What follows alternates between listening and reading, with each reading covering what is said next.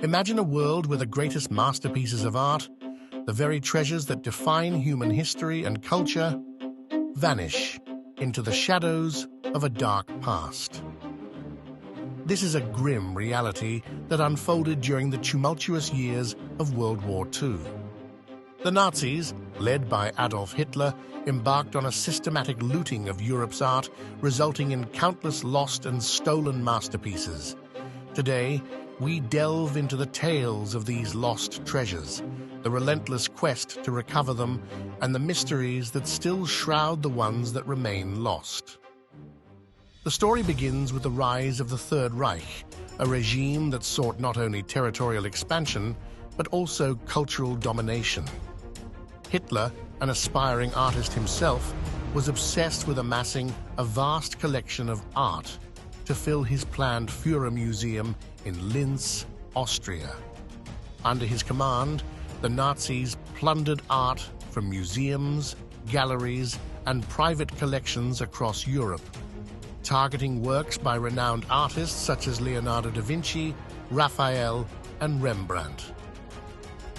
One of the most infamous operations was the Einsatzstab Reichsleiter Rosenberg, or ERR, a special task force responsible for the systematic looting of cultural property. The ERR kept meticulous records of their plunder, creating an inventory of stolen art that included over 21,000 items. The scale of this operation was unprecedented, and the value of the stolen art was incalculable. Among the looted treasures was the legendary Amber Room, an entire chamber decorated with amber panels, gold leaf, and mirrors, originally housed in the Catherine Palace of Tsarskoye Selo near St. Petersburg. In 1941, the Nazis dismantled the room and transported it to Königsberg, now Kaliningrad, Russia. Its whereabouts have been a mystery ever since, with rumors of its hidden location fueling countless expeditions and treasure hunts. Another masterpiece lost to the chaos of war was Raphael's Portrait of a Young Man, considered one of the most important paintings of the Italian Renaissance. Seized from the Czartoryski Museum in Krakow, Poland, by the Nazis in 1939, the painting's fate remains unknown.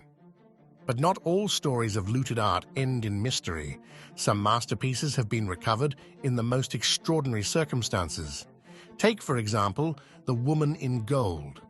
This shimmering gold-leafed painting was stolen from the Bloch-Bauer family in Vienna by the Nazis.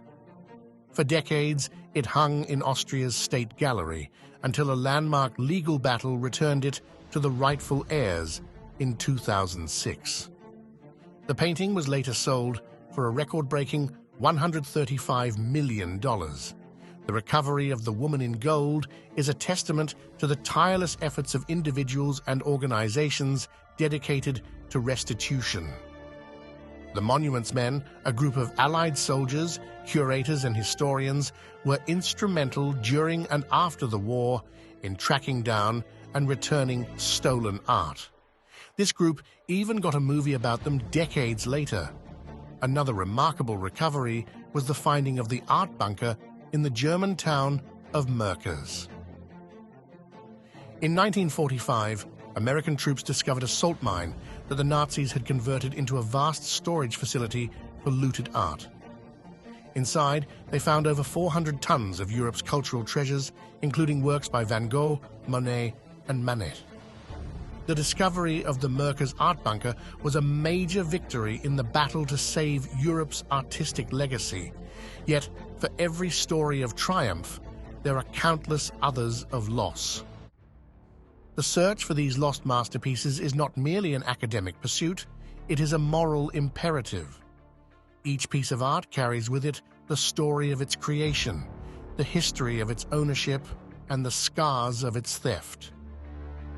The Portrait of a Gentleman by El Greco, missing since 1945, is more than just a painting. It is a silent witness to the turmoil of war and the resilience of the human spirit. The journey to uncover these lost works is fraught with challenges.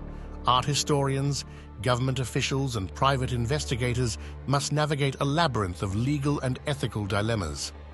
The passage of time only complicates matters as evidence fades and memories dim. Yet the quest continues, driven by the belief that these masterpieces belong to humanity and must be returned to the light of day. The legacy of the Nazi looting extends beyond the art itself. It has prompted a global conversation about the restitution of cultural property and the ethical responsibilities of museums and collectors. The Washington Conference Principles on Nazi-Confiscated Art, established in 1998, set forth guidelines for addressing claims to Nazi-looted art, emphasizing the importance of transparency, due diligence, and justice for the victims of theft. As we reflect on the stories of these lost masterpieces, we are reminded of the enduring power of art. Art transcends time and conflict, carrying with it the capacity to inspire, to heal, and to bear witness.